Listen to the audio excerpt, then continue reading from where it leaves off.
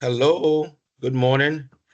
From Ghana, I believe wherever you are joining, it's also a good morning, and you're welcome to this very great session. We're talking about strategies for enhancing women and youth participation in digital research and innovation. And we have an amazing lineup of speakers to help us appreciate this topics, the latter, and I believe you also are stakeholders within the space and are interested to understand how we can enhance the role of women and youth within the space of digital R&I. Without mentioning words, would go straight to appreciate the speakers we have today. We have speakers from the AAU, from the African Union.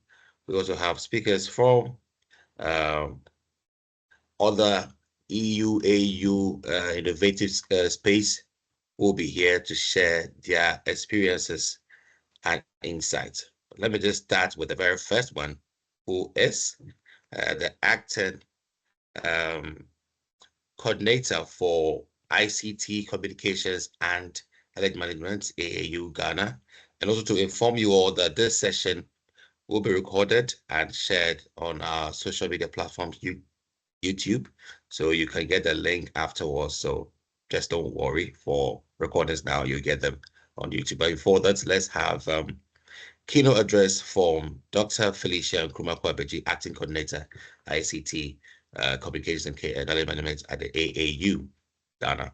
Dr. Kwabeji, you're welcome. Thank you very much, Dr. Ochridako.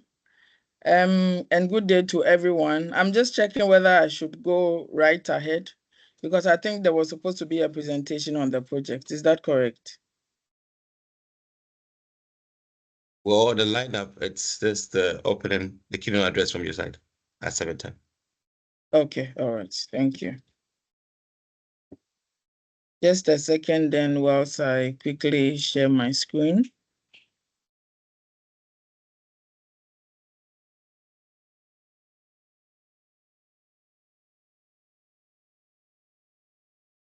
Ajman, kindly confirm whether you can see my screen.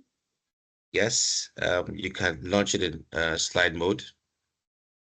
Okay. A very good day to all of you. We want to warmly welcome you to today's session, the bootcamp on strategies for youth and women empowerment in digital research and innovation ecosystem.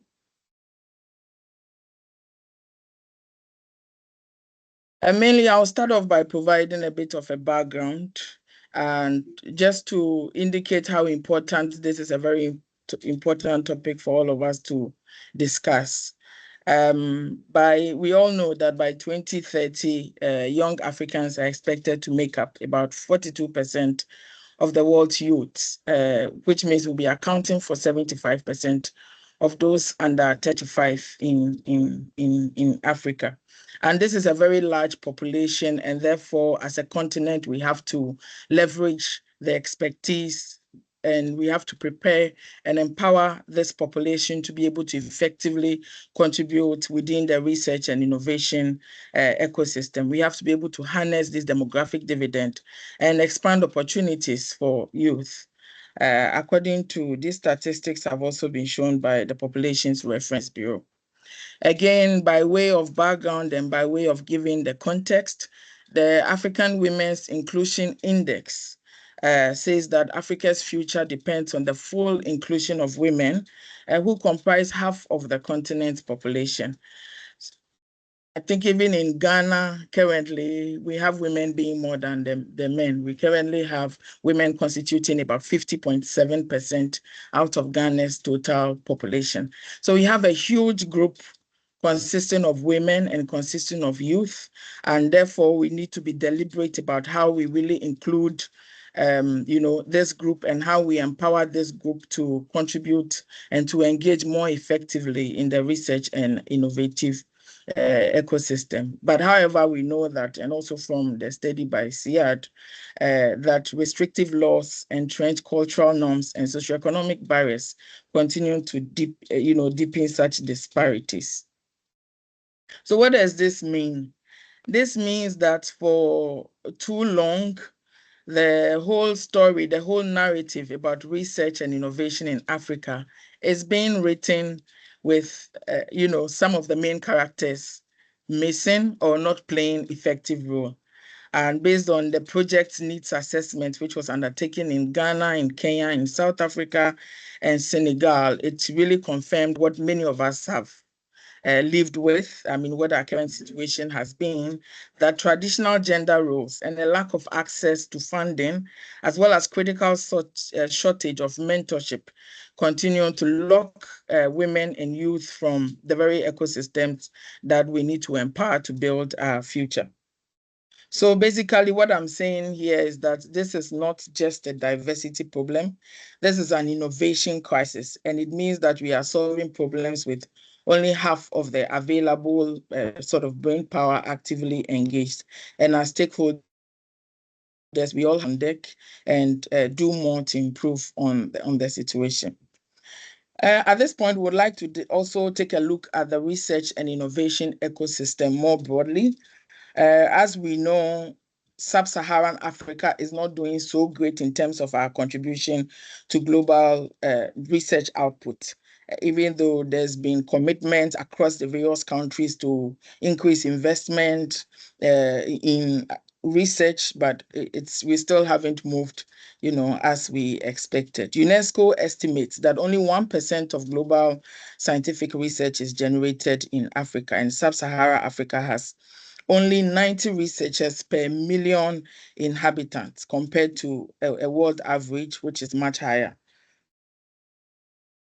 Still looking at the background information, we are saying that though there's been some pockets of improvement in terms of our science output, this is actually rising, but we can tell that some countries are still, yielding low or contributing very low. We have most of the research from Africa coming out from countries such as South Africa, such as Egypt, with Tunisia and others in there.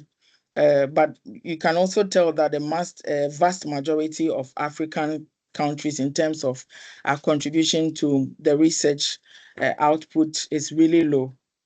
Again, by looking at this study by Van Zel, Herman et al., they examined African contributions to global health, reflected on how knowledge is circulated, as well as how innovation is circulated within the space. And similarly, this map showed that, African contributions to global health and innovation, it was quite limited in the health field. This does not necessarily mean we Africans are not undertaking research, but are we getting the necessary recognition, the necessary citation, the necessary attribution? Are this research being attributed to us? Or there are quite a number of, these parachute research being undertaken where we are collaborating with the global north, but not getting the necessary, recognition for our contribution to those processes. We contribute a lot in terms of data, in terms of statistics, in terms of local knowledge and contextual knowledge.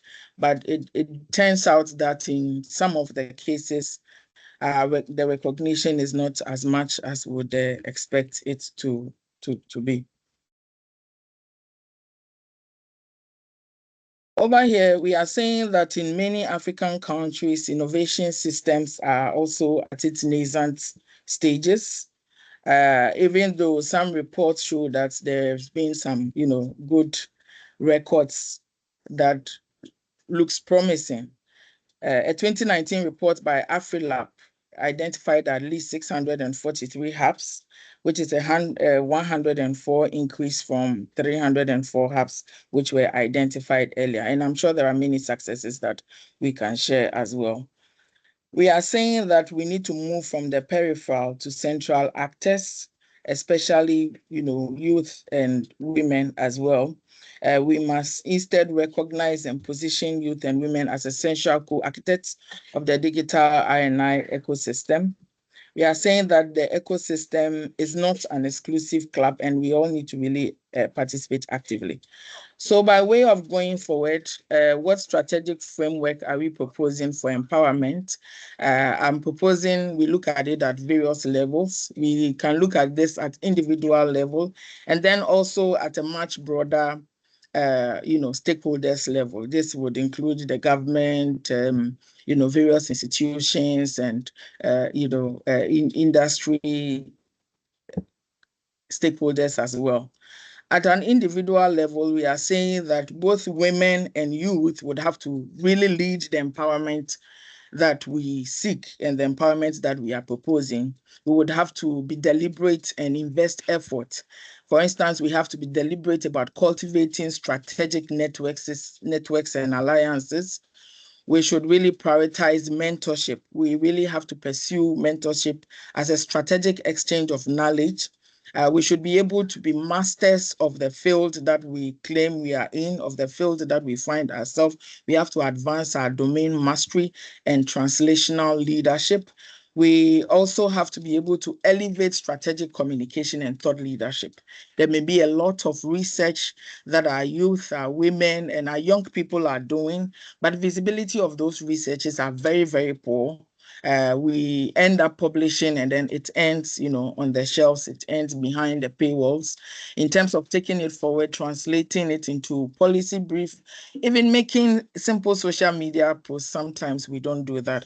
So we are saying that we have to lead the process of self-empowerment, and then we can then engage other stakeholders as well. At the second level, I'm proposing this systemic blueprint for inclusive research and innovation ecosystem, mainly for policy makers. This is government. We are saying that they need to mandate gender youth targets in public R&D funding. We also have to ratify and enforce the various continental strategies. And I'm very happy that African Union is connected on this meeting, and we'll be hearing from them soon in terms of STESA and the other strategies at the continental level. We are also proposing that at the institutional level, there have to be institutional reforms. Funds should be dedicated to technology transfer and inclusion offices. It's really good that currently we do have a number of these offices created in various African higher education institutions. We are proposing that they have to be resourced appropriately, the necessary funding, the necessary training, the necessary exposure that they need to be able to foster innovation and commercialization within the higher education institutions. One of the challenges, as reported from the SEAD project's report earlier, related to financing and lack of access to funding.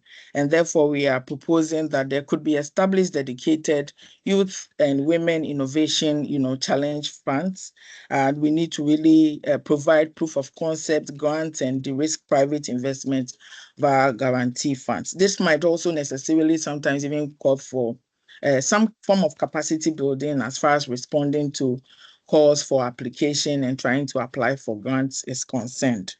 As well as then generally we are talking about ecosystem cultivation in terms of establishing formal mentorship program and establishing physical innovation hubs to promote the cause that we seek to achieve.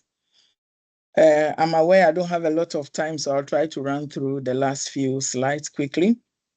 As a recap, the call to action, as I mentioned, to governments, to university, to the private sector, and then to projects like SEAD.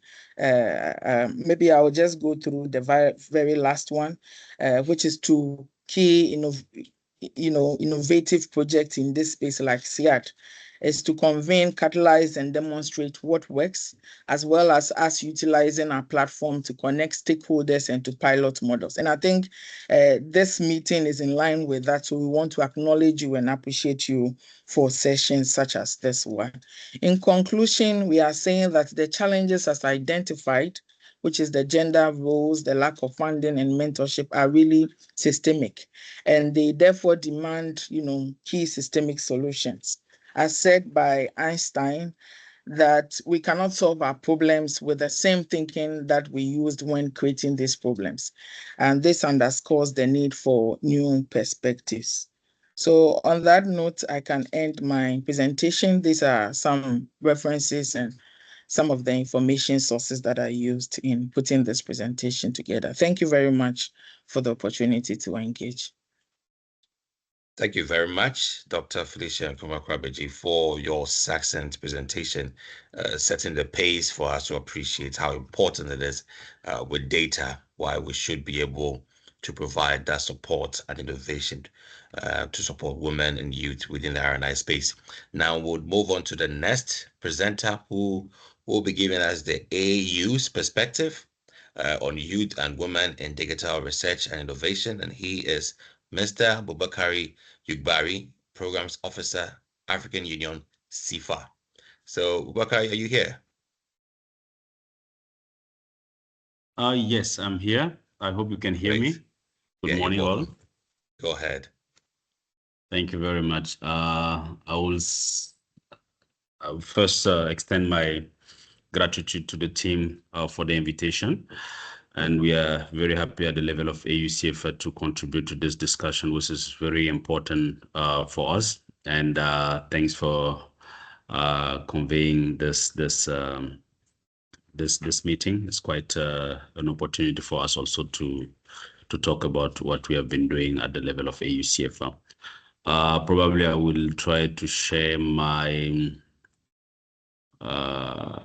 my slide from here. I hope I would be able to do so.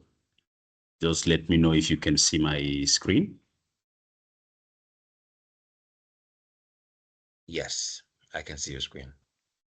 Okay, let me go to slide mode. I hope you can properly see it, right?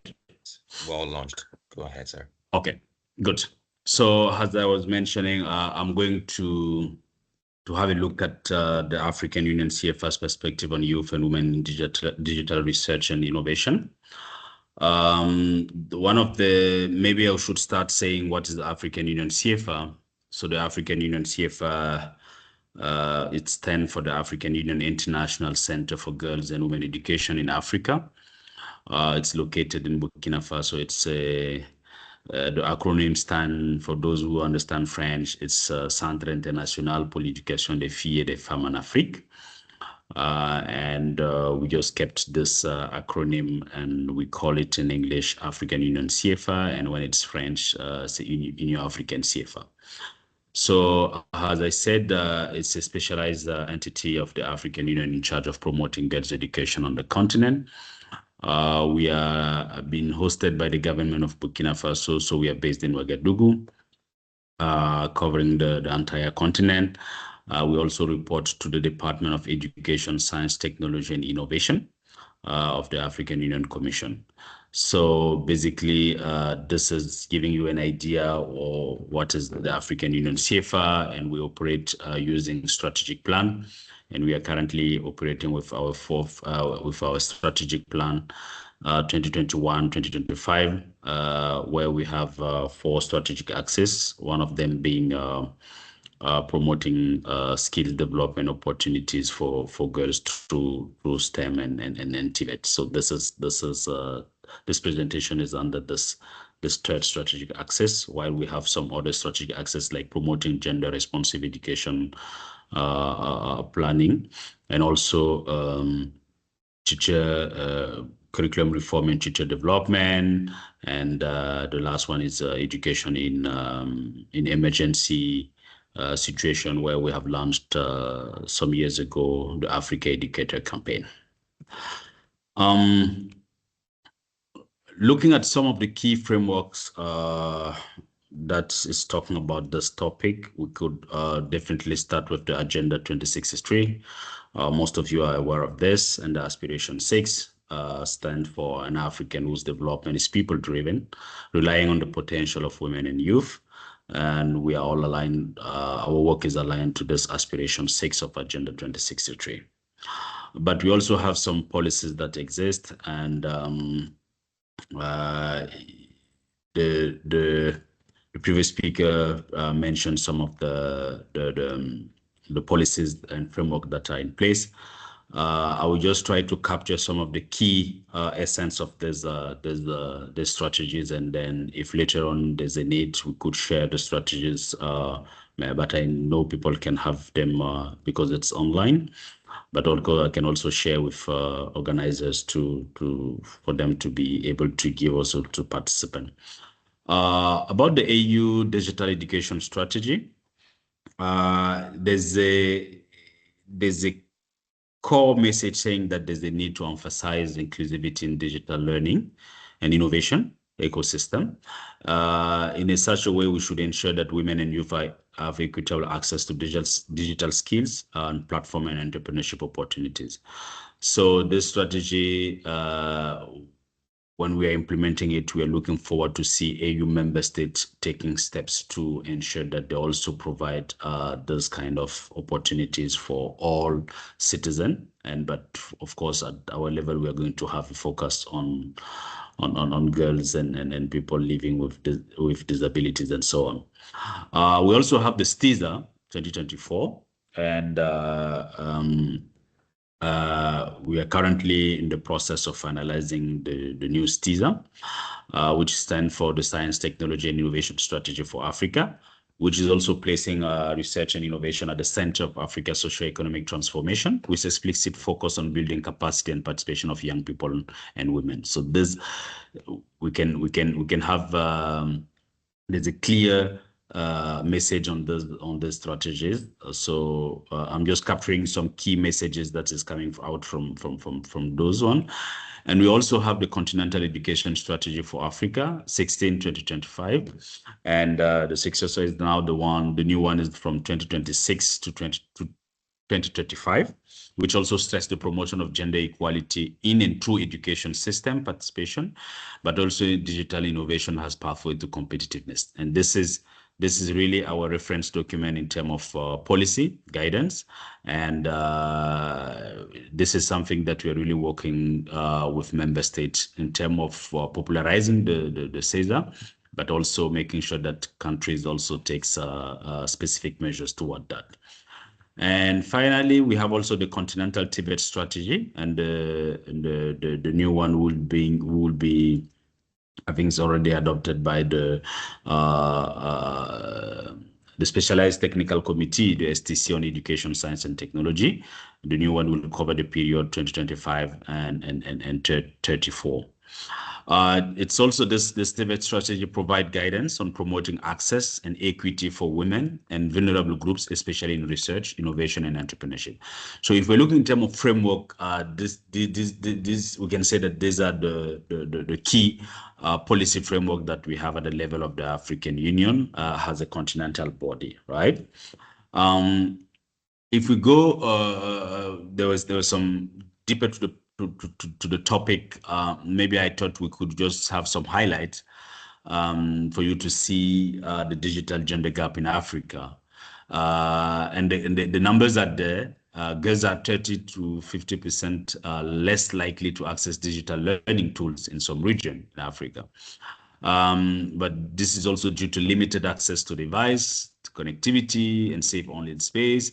We have been working a lot on also ensuring that we work with member states to ensure online safety for girls. That because there have been a lot of, especially post-COVID, there have been a lot of processes to ensure continuity of learning using online spaces. And this is something that we are all also looking forward.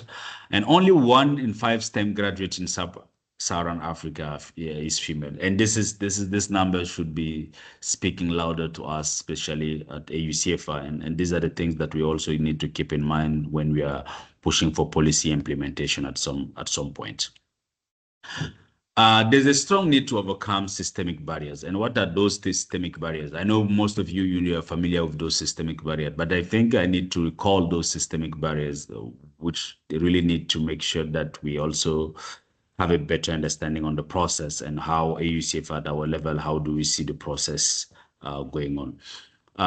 We do recognize that there's a persistent gender gap in STEM, and limited access to mentorship, finance, and network for women and youth innovators. And this is something important. You will see at the level later on that I have provided some information about programs that exist to address those elements. But we are also aware that there's a strong need to address the digital divide, particularly in rural and marginalized community, through targeted intervention in connectivity, affordability, and also access to digital research and infrastructure. So there have been a lot of MOU signed at the level of the African Union with some company to work toward that. But we'll see also how member states are also pushing at the national level for this one. Another element is to ensure that cultural and social barriers, such as traditional gender roles limiting women's participation in STEM, are explicitly countered through policy and community engagement. And these are elements that we all know about, gender stereotypes and specifically in the field of STEM and Tibet. This is something that is very pronounced in Africa, especially in sub-Saharan countries. And this is something that we need also to make sure that member states also look into it in terms of policy and community engagement.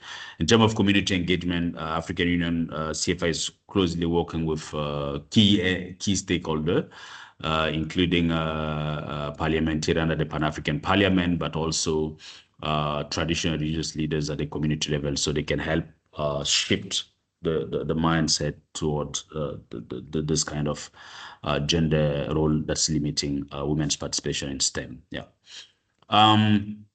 So in terms of program to address some of these elements, as I mentioned, the AU-CFA third strategic axis focused on STEAM education for girls, and it's basically providing skills development opportunity for African girls, pushing at the level of the policies, making sure that countries adopt policies that are gender responsive, but also give space for girls to access those STEM studies. We moved from STEM to STEAM, putting the component of the art, STEAM standing for science, technology, engineering, arts, and mathematics. So we do believe that this is a component that we need also to make sure that it's also. And AU-CFA since 2017, we have a youth capacity building program that we are convening every year, targeting 50 to 60, or sometime depending on the country and depending on the budget, we can go lower to 30 or 35. And one of the sessions that we had in 2018 in Amamet in Tunisia was focused on science, bringing on board only girls that have that are in the field of the STEM. We had some lecture at the university, statistic lecture at the university, mathematics lectures at the university, pilots. We have civil engineers. We had a space science tech specialists. We had data science specialists. But we brought all those girls together so they can demystify the process. But we wanted also to give them a strong message saying that, look, you guys are few on the continent doing what you want to do. You need to be a strong advocate to be able to give a possibility or a chance to other millions of girls that want to pursue STEM education, but they're not able. So the program, the objective of the program is to make sure that they become advocate for girls' education on the continent. And so far, we have managed to establish a network of 250 alumni across Africa. We also have AU-CFA online capacity building on digital and financial literacy, entrepreneurship that we are running every year with Impact Her. And last year, we were able to train online more than 3,500 youth on digital and financial literacy, and then including our alumni, and then they're doing their own work. AU-CFA is also part of the African Girls Can Code initiative with UN Women. So I think it's under the funding of the government of Belgium.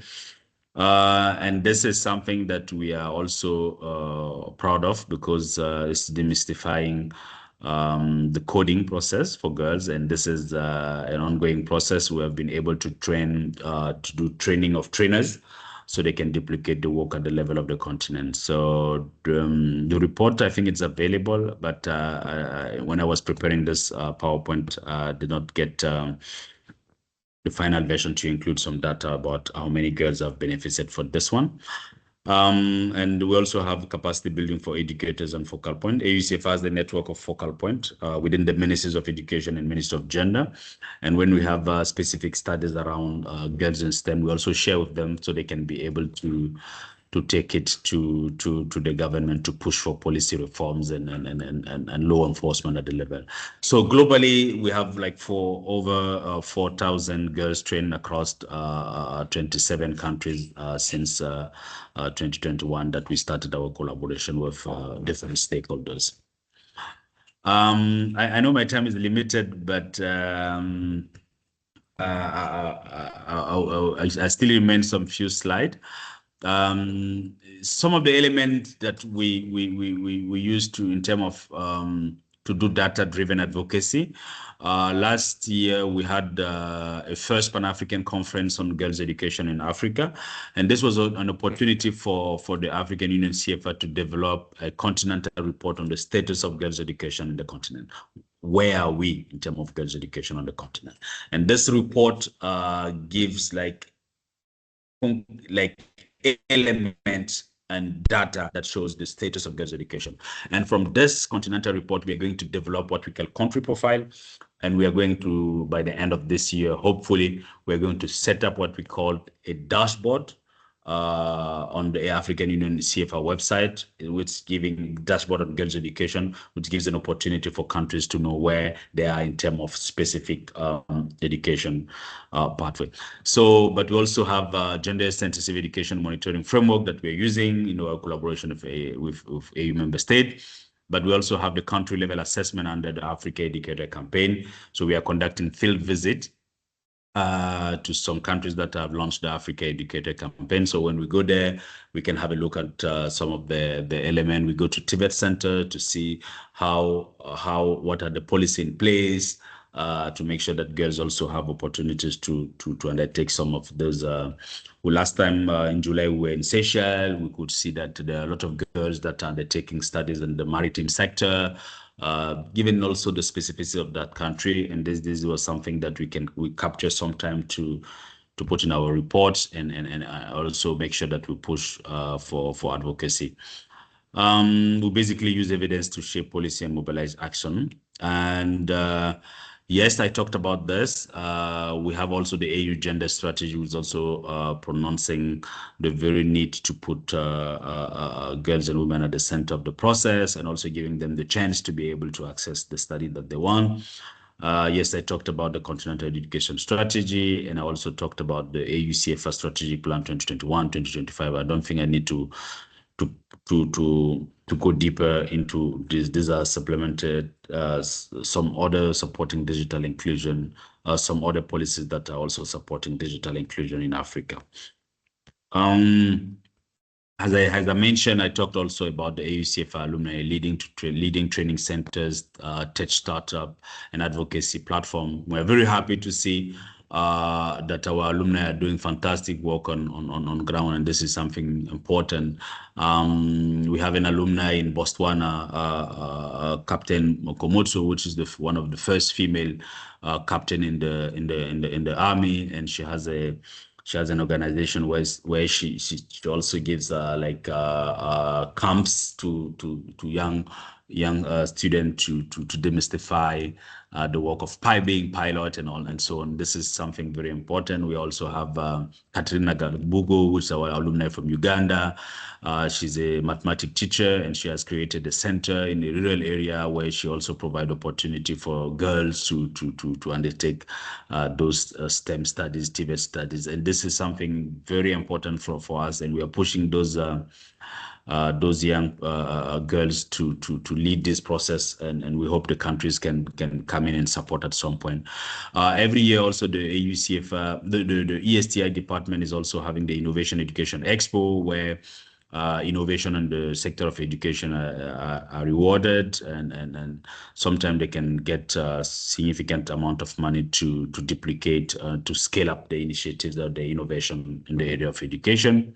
And we also have intergeneration dialogue on digital rights and innovation that we also convene depending on the topic also of international event like the CSW in New York, the UN General Assembly, or the AU summits, depending on the more, topic. sir. Okay. So just in terms of recommend, how many do you have? 1 minute? Just some closing in terms of recommendation. Yes. Okay. So in terms of recommendation, there's three major elements that I wanted to focus. Is first, building digital skills and competency, creating inclusive innovation ecosystem, and third, leveraging partnership and opportunity. We do believe that digital inclusion is not a luxury, it's a right. So there's the specific I give some element in terms of what do we understand by building digital skills and competency, and also this I shared this presentation with you. You could also share with participants if you think it's important. But what's also mean by creating inclusive innovation ecosystem. Like sometimes we need to work to foster Pan-African mentorship network, pairing established innovators with early career women and youth researcher, encourage gender sensitive policy at the national and regional research and innovation ecosystem. And the last one is, what do we mean by leveraging partnership and opportunity? We need to strengthen collaboration to bridge African digital research and innovation output. We need to promote opportunities in continental programs such as the African Continental Qualification Framework and the Pan-African University create pipeline for youth and women researcher. And lastly, to position women and youth as co-creators of Africa's digital future, not just beneficiaries, ensuring their voice shape regulatory framework, ethical, artificial intelligence, and digital inclusion policies. So thank you, and sorry for taking more time than provided. Thank you. Thank you very much, Bakari Ubari, for your insights and information shared from AU CFA.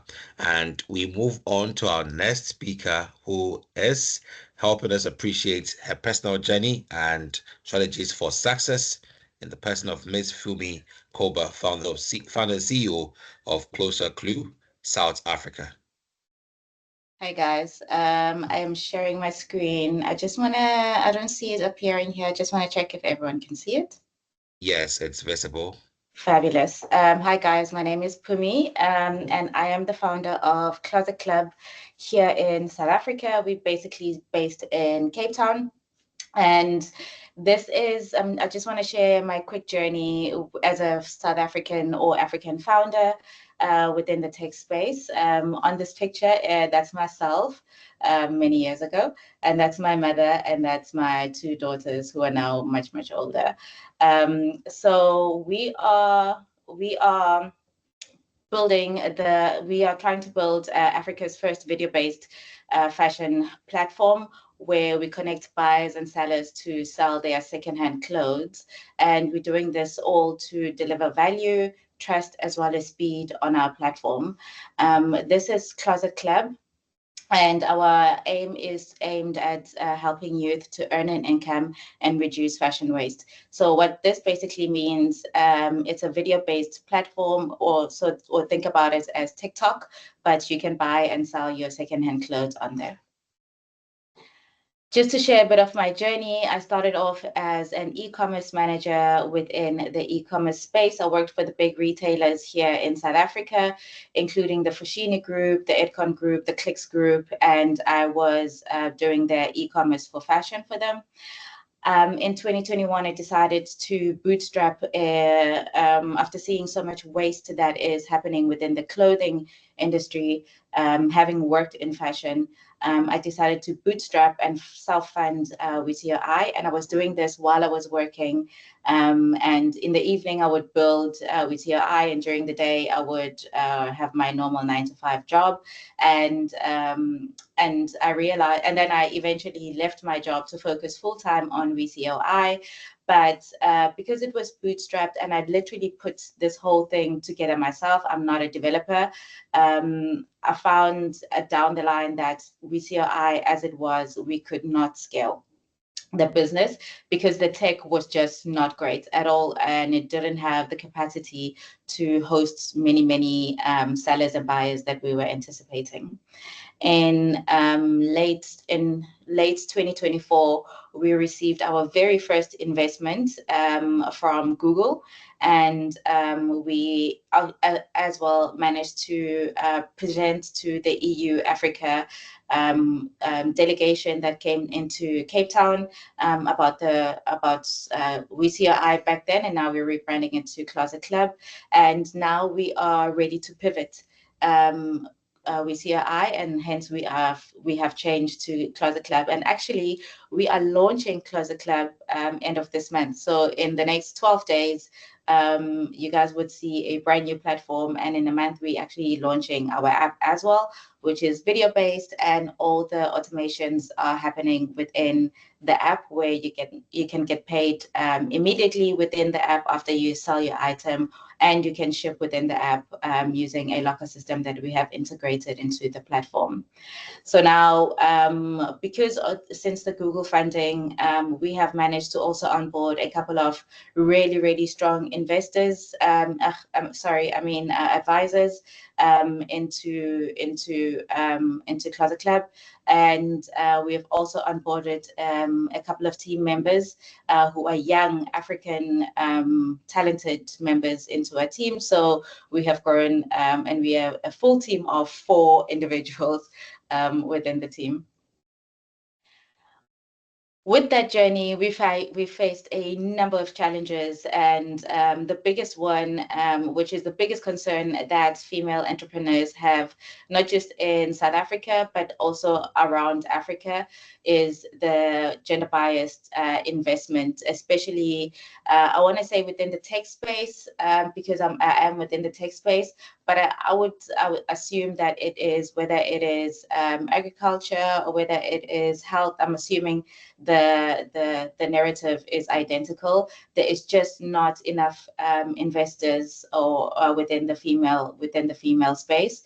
And the biggest one as well is we're seeing much more investment moving out of the early stage investment space. So your seed and pre-seed, we're seeing investors are moving more away from there, and they're looking more into Series A upwards. So there's very limited support when it comes to early stage funding.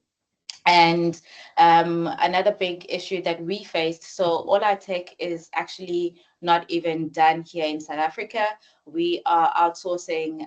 It's partly in India, as well as the white label platform that we're using is in Finland, in Europe. So we find that it's very difficult and expensive for us to be building in South Africa and Africa and have a reliable infrastructure that we can scale. And also with that, earlier on, I showed you pictures of my daughter. So I'm also a wife and a mother, and I am building all of this with a small team, a small budget, and also working on all these different time zones. So giving up all those startup grind hours with my work family life, I'm still trying to balance that. So if anybody has got a solution that they can offer me, I would really appreciate that, especially within the family life. What has worked for me, it hasn't been easy, I'm not gonna lie, and it just takes work and time, and basically to teach myself and learn from others. And the first one is you need to start with what you have. I started with my job, and my job was funding the company that I wanted to build. And I started lean, and we are still very lean. And before we built anything, I started by bootstrapping and putting together technology that was already there. And in order for me to prove that there is traction or markets available for the product that we're building. We also depend a lot on community. I'm a big believer, and being an African girl, we believe in the sense of community. We've got that saying of it takes a community to raise a child, it takes a community to raise a business. We use that community as our currency. We've got sellers, we've got creators, we've got our ecosystem participants. So we are heavily built on community. We also have, we leverage on all our global networks as well. Like I said, we're building in India, we're outsourcing in Europe. The platform, our designs are done in the Ukraine, and we've got Google, who is giving us mentors from all over the world. So we leverage quite a bit on our global networks. And one of the things that I can't emphasize enough is do not be afraid to tell your story. Investors fund people before they fund your product. So if you've got a solid story to tell, please do not be afraid to tell your story, and tell it in your way and in your natural tone. I can't emphasize that enough. I think when I started by telling, I was speaking products, because in corporate you speak product and not your story. And I had to learn within the startup environment that it's much more different if you tell your story, because investors invest in people before they invest in products. And more than anything else, like we are doing now, whatever you are building, think of scalability from the day you start whatever you are building within a business or within your startup. So think scalability from the day that you start. Our vision is to become Africa's #1, and by Africa, I mean in the entire Africa, #1 circular fashion platform where you can buy, you can sell, you can rent, you can resell or donate your clothes. We are actually currently scaling within South Africa. So we started within Gauteng, which is where Joburg is, and now we're in Cape Town. And we're also moving around the country, but now we are ready to expand within the whole of South Africa. We are looking at scaling within East Africa, because we find the internet penetration and the way that startups scale very interesting there. We're actually going to visit East Africa later in the year just to have a look what is happening. We are also in talks with scalability in Europe, particularly France, as they are quite interested in the secondhand space, secondhand fashion space that Africa has to offer, as well as the technology that we're building. Also, we want to build a trusted and intelligent marketplace for the next generation, because Africans, we love fashion. We consume quite a lot of fashion across different cultures and across different traditions, and we just need to offer like the most convenient and most helpful product that we can have from a technology point of view. So to close off, my message to you, and these are just the learnings that I have personally learned, is that do not be afraid to speak out. And especially, being female in Africa, we've got quite a lot of challenges, not just from a vocal point of view, but, we also have the traditional biases, being a female in the role of a female within our own traditional cultures, and that we have to try to overcome ourselves, but B, the rooms that we occupy are generally male-based, so we have to overcome those biases as well. And we also have, the role of being a mom, being a wife, being a sister, being a provider. We also have those roles that we kind of have to overcome as well. So we've got, I think, being an African woman, it's a bit more challenging, and we should learn to basically find our own voices and be able to speak our minds and make our voices matter within the digital space. It's important that we collaborate. You cannot work as an island. It's really difficult and it becomes really expensive if you work as an island. I have surrounded myself with female forces that are within the space that I'm in. It just makes it easier when you're going through struggles, such as understanding what the landscape looks like, understanding the tone of investment. At the moment, we are fundraising as well. And it's just nice to have a circle of girls or even mentors or advisors that understand that space that you're in. So it's really important that you collaborate. And like I said, with the technology or with the marketing or with design or anything, it's really important that you collaborate within people with outside of your space. What I do want to emphasize as well is a lot of these a lot of pretty much everything is available on the internet. You just need to find it. So your space does not even mean your immediate circles, but if you go on platforms such as Fiverr, or if you go on platforms, and if you just look around the internet, and now we've got the power of AI, you've got access to collaborations, not just within your space, but all around the world. You need to start small, start lean, but also always think of how do you scale globally or how do you scale continentally, but start within your town, expand into your city, expand into your province, expand into your country, your bordering countries, your continent, and then think globally or your neighbors, your country neighbors. And then your journey can open doors far beyond what you can imagine, really. Just thinking small and thinking globally and scaling in the way that you want to scale, your journey can open the doors far, far beyond what you can imagine. I never, being born in Soweto, I never imagined that in my life I would have the pride to say I've started a business. Nobody in my family has had a business before, and being a first generation founder and entrepreneur, I've never in my life thought I would say my investor is Google, which is the biggest, which is a tech giant from the world. So I never imagined that I would be holding a title of the best female startup in Africa in 2023.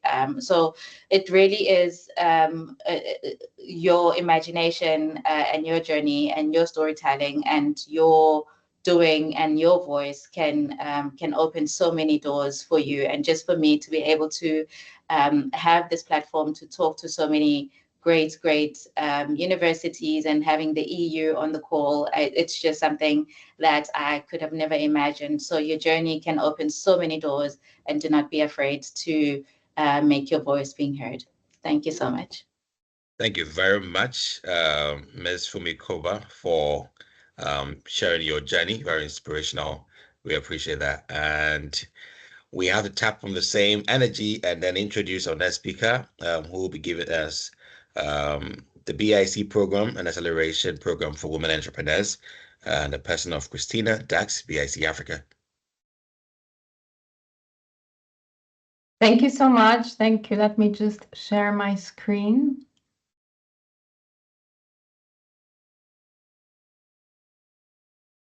Can you see the full screen now? Yes. Okay, perfect. Well, first of all, thank you so much for the invitation. It is an honor to be here today along with the other speakers. So I'm going to present the Big Africa project today, which is an EU-funded project and which is implemented by the organization I represent, EBN, European Business Innovation Center Network. So we're essentially a network of business incubators across Europe and also beyond. So I'll start with a short intro on the project itself, and then I'll dive in more deep into the acceleration program that we created for women entrepreneurs from Sub-Saharan Africa. So actually, this Big Africa program is part of a bigger framework called Support to Entrepreneurship and MSME Creation. So there are so-called 5 country projects, all of which are aiming at establishing and consolidating business incubators with the aim to foster job creation and sustainable livelihoods across 5 African countries. So these are Angola, Comoros, Ethiopia, Madagascar, and Somalia. And each of these 5 individual projects, they are actually implemented by different partners. So as you can see, 3 of them are led by UNIDO. The project in Angola is coordinated by IFC, and the one in Ethiopia is coordinated by SEQUA, a German consultancy firm. But their overall goals stay the same. So it's mostly really about reinforcing and creating new business incubator across those countries. And so Big Africa, our project is, let's say, a 6th project, if you want to put it that way, a regional network that interconnects those 5 country projects and also builds complementary services, so specific capacity building programs, and provides also networking support. So yes, the aim is supporting business incubation, building innovation bridges, and essentially fostering inclusive, decent job creation via partnerships between the African and the European continent.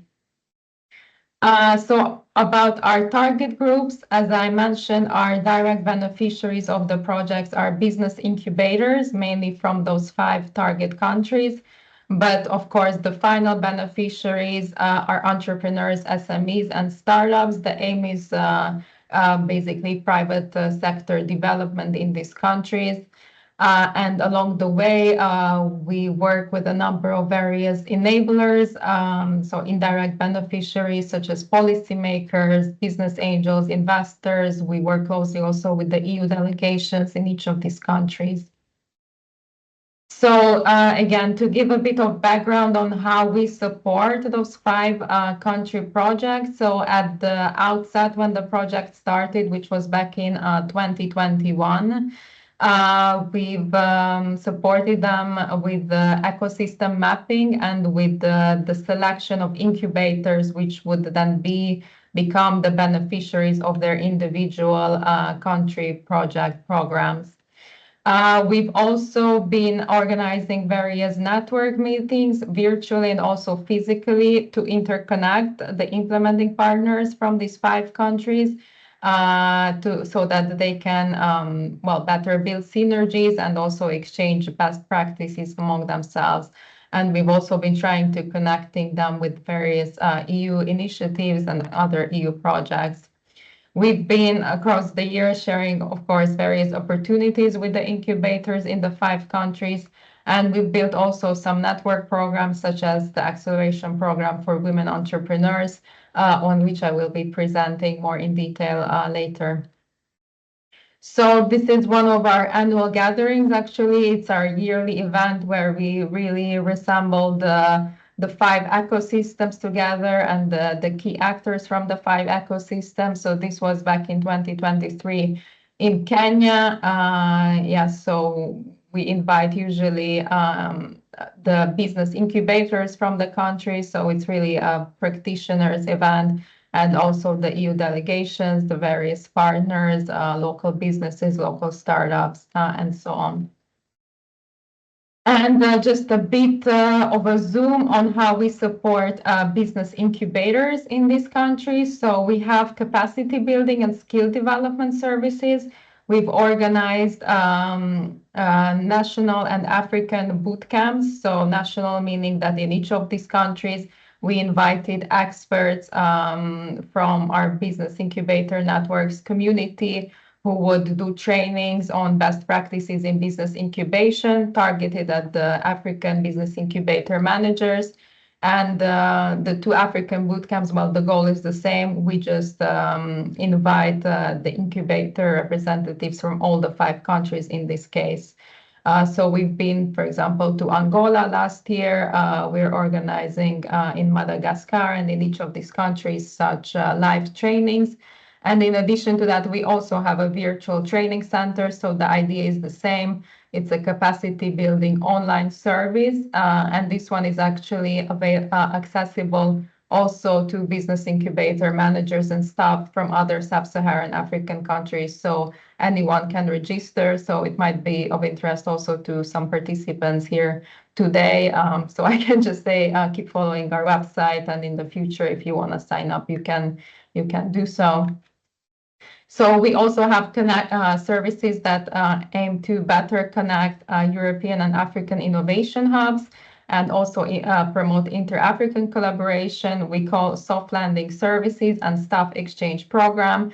So in case of the soft landing services, again, we had business incubators coming to Europe, spending a few days at the European business incubators to build long-term collaboration and to also understand better how each organization works.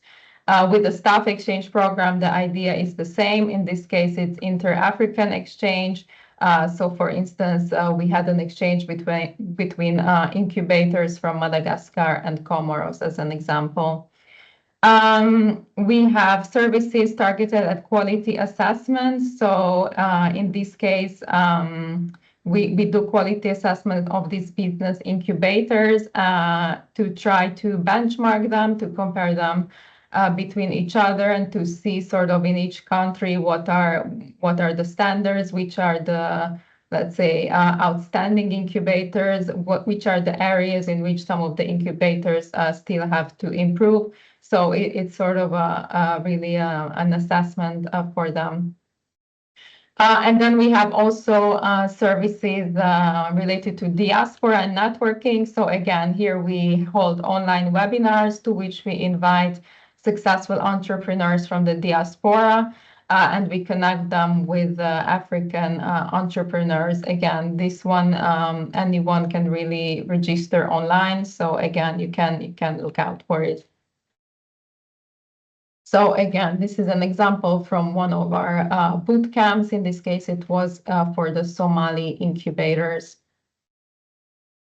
Okay, and now I'd like to dive into the main topic for today. So that is specifically our acceleration program for women entrepreneurs.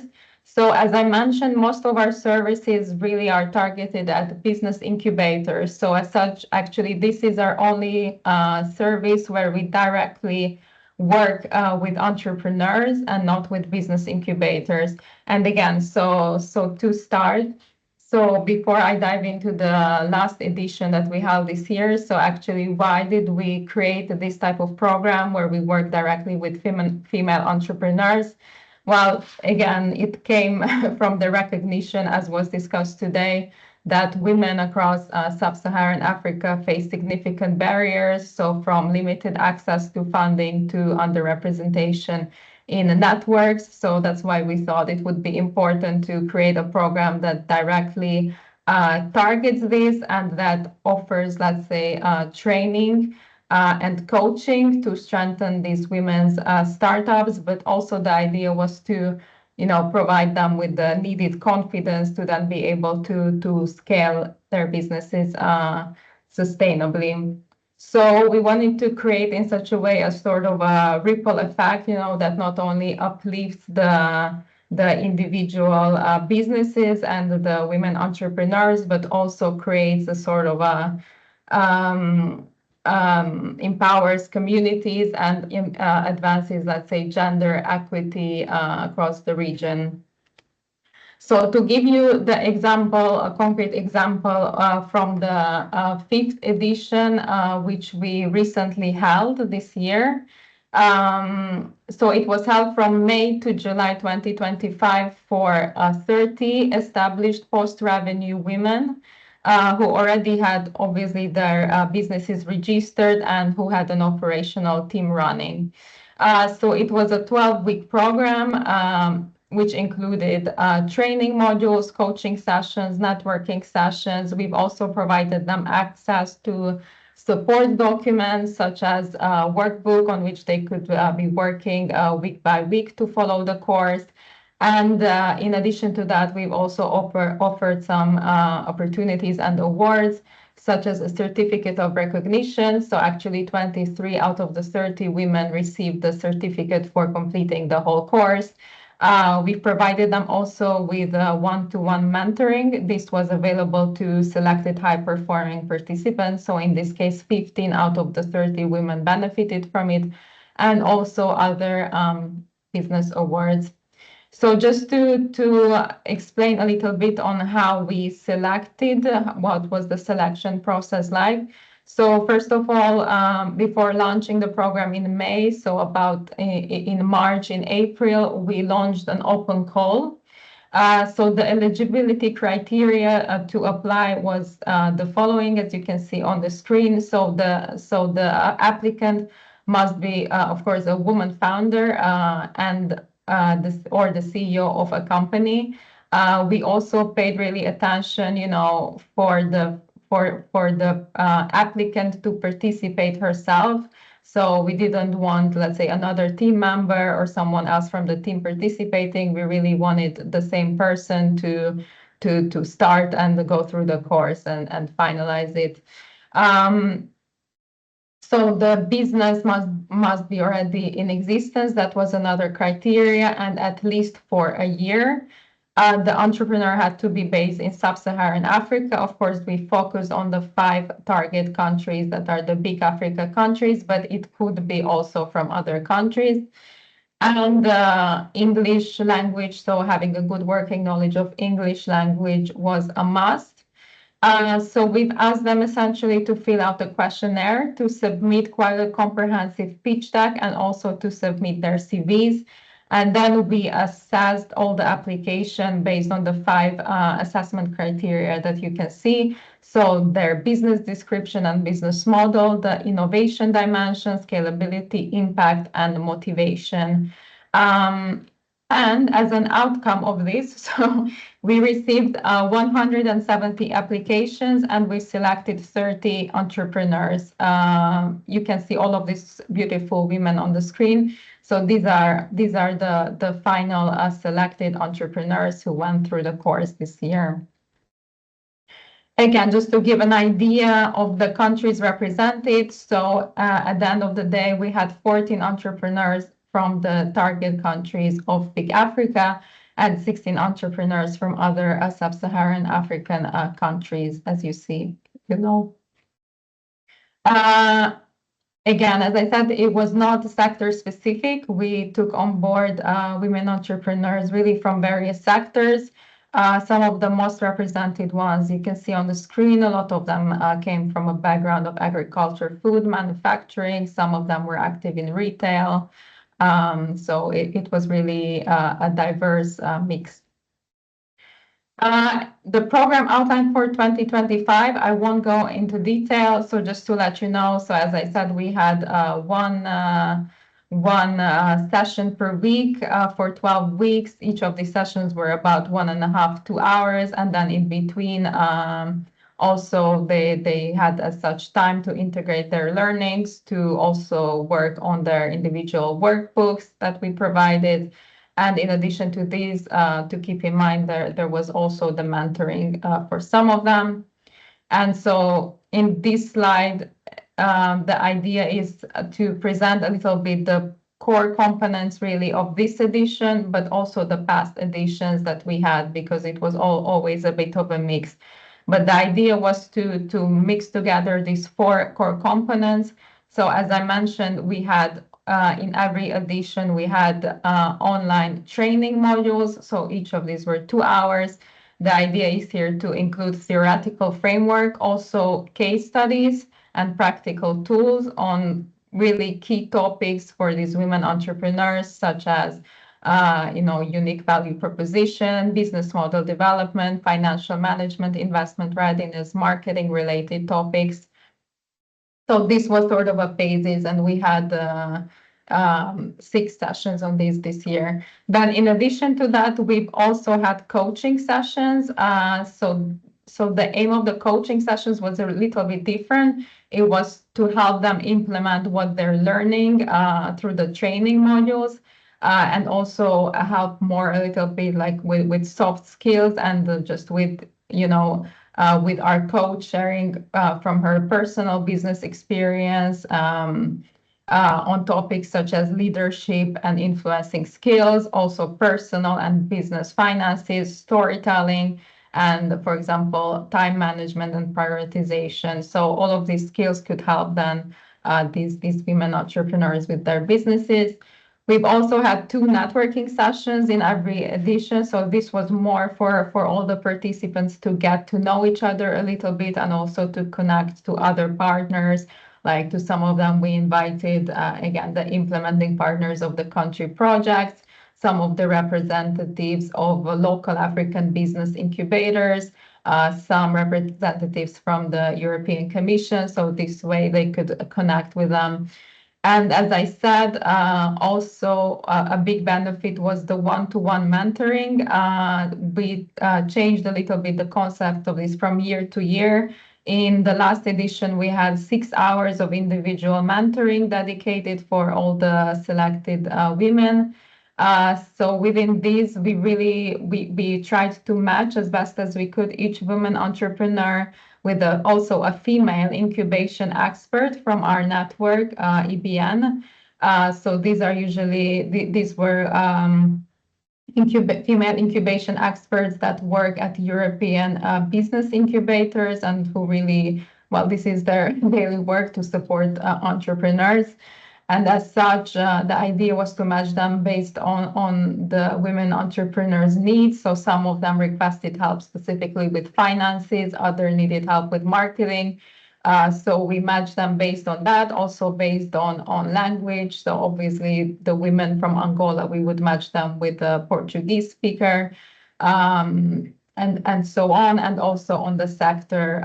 So there was, for example, a woman who was really active in the fashion industry, and we matched her also with an expert in the fashion industry, so she could really help. So that's the idea of the entire program. And You have 2 minutes more. yeah, okay, great. So just to show you, this is how the program evolved. So in 2021, we started essentially with 60 applications. We had 20 participants. By 2025, it grew, and also the number of countries from which the participants were increased. These are some of the trainers and mentors from the community who have been working with these wonderful women entrepreneurs over the editions. And again, just to talk about the impact of the five editions. So from 2021, we supported essentially 115 women entrepreneurs. As such, the program helped them improve their skills, and we know that some of them also could secure funding after the completion of our program. So again, just to give a few examples, so you can see Ayan Ahmed Abdirahman, who was one of the beneficiaries. And as you see in her quote for her, she said that the program for her was a life changer, and she learned a lot. Another participant, Anazra Mohammed from Comoros Meringa, who was active in clean energy and climate smart innovation sector, who suggested that the program with her was transformative and it empowered her team and enhanced the business strategies and helped her accelerate the business's growth. Marlene Jose from Angola, who suggested you don't have to be great to start, but you have to start to be great, and was grateful for the opportunity. So that's it from my side. I think we've tried to really help as much as we could with this program. Overall, we got positive feedback, and yeah. Well, thank you very much for listening. And if you have any questions on the program, I'm available. Thank you. Thank you, Christina, for your presentation. And special guest participants who joined us. This is where we would take your comments and questions on all the presentations that we've had today. So we can now move on to other feedback collection programs that we have today, and then we can wrap up. So do we have comments and questions? you can please use the hands up emoji and we'll allow you to share your view.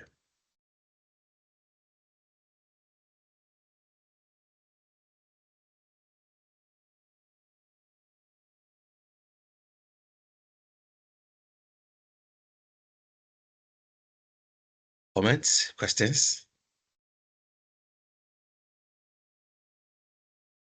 All right, so in the absence of any comments or question, we can go ahead and do the survey. So tech team, can we have the survey put up? We would have your suggestions and views shared through a medium, a link shared here.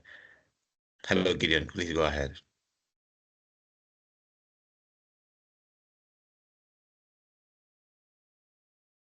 Hi, Gideon's hand is up, please. Can you allow him to share his comments?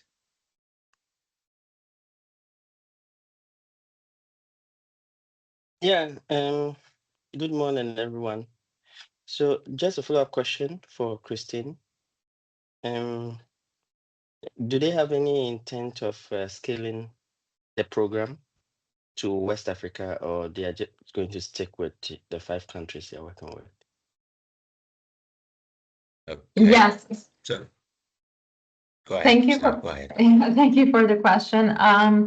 So no, the if you talk about the Big Africa Core program, no, we are going to only focus on the 5 countries, because that's actually based on, let's say, a preliminary needs analysis also that was conducted back in 2020, 2021 by the European Commission.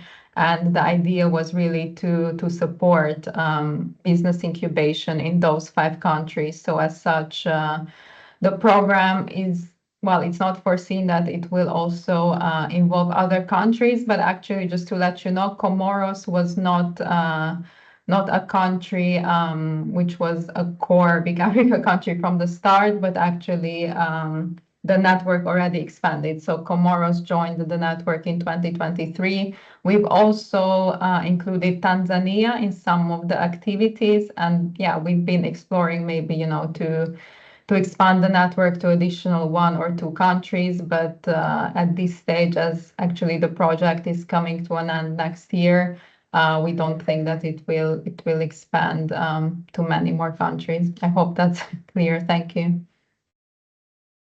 Please come to Ghana before it ends.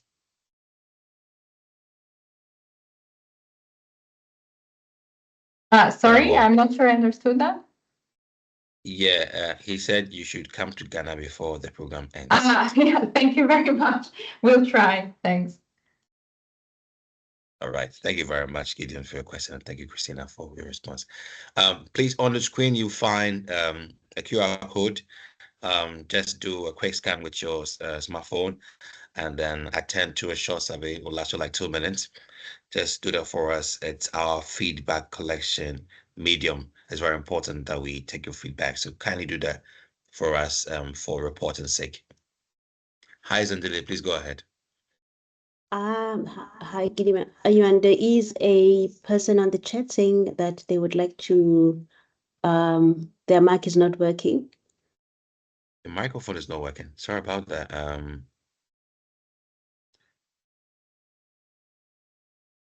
Pamela.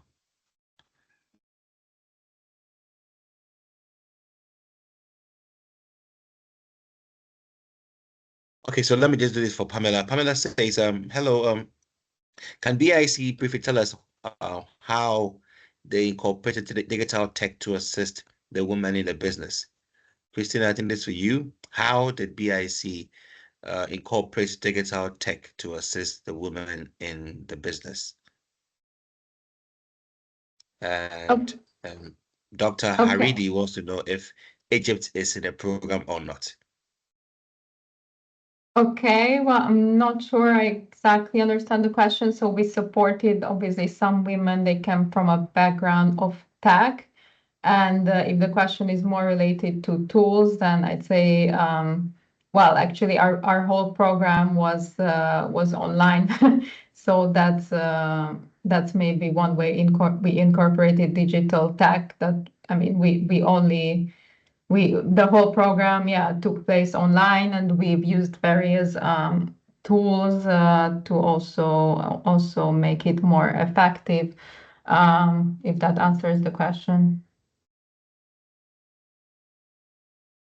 Okay, and we have this one from Ali says, thank you, Christina, for the presentation. As a partner in Somalia, have seen the project's impact firsthand. All right.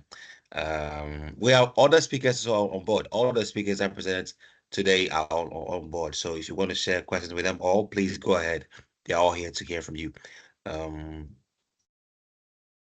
think thanks a lot for a wonderful session. Let's keep the discussion going. Great.